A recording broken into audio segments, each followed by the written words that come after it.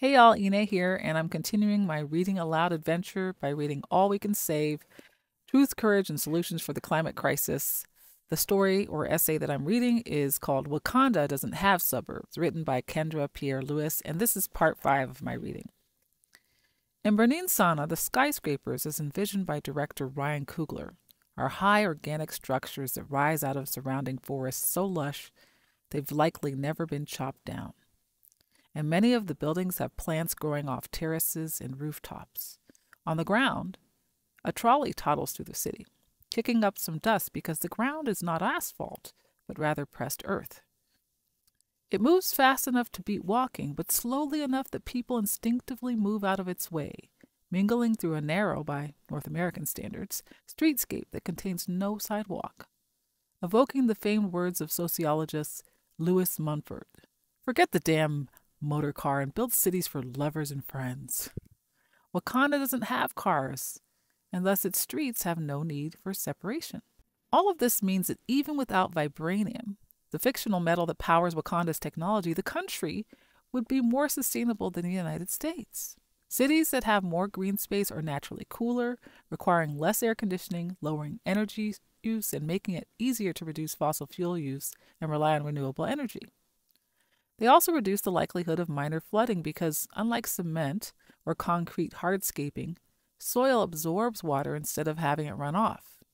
Green spaces also provide a host of psychosocial benefits, from improving mood and behavior to speeding up healing and increasing students' ability to learn.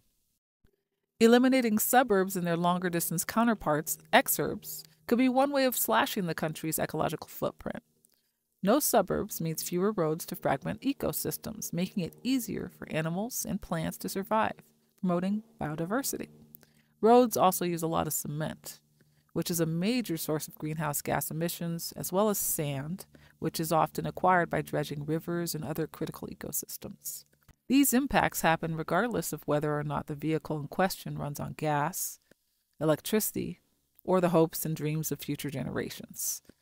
It's the whole structure of suburban life and car dependence that's the problem.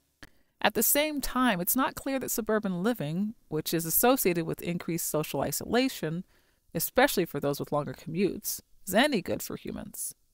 At least one study of couples in Sweden found that those where at least one partner had a commute of 45 minutes or longer are 40% more likely to divorce. Suburban residents are less likely to get physical exercise than their urban counterparts.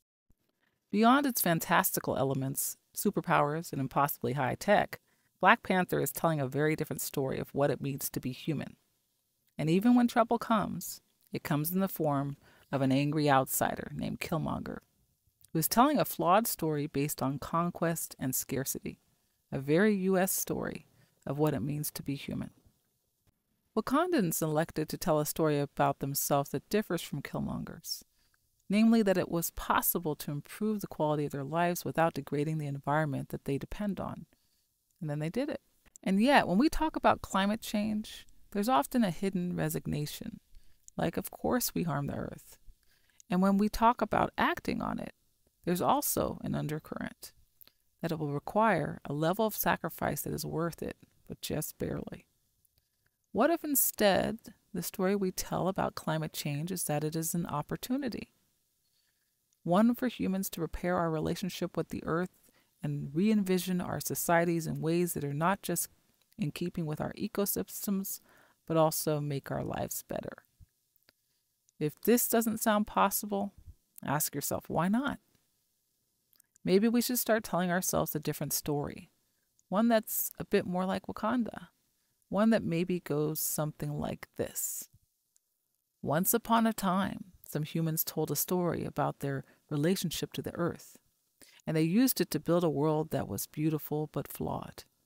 Over time, people realized that was the wrong story, and they constructed a new one that said they could live in harmony with their environment, and they used the pieces of their old story to help construct the new one.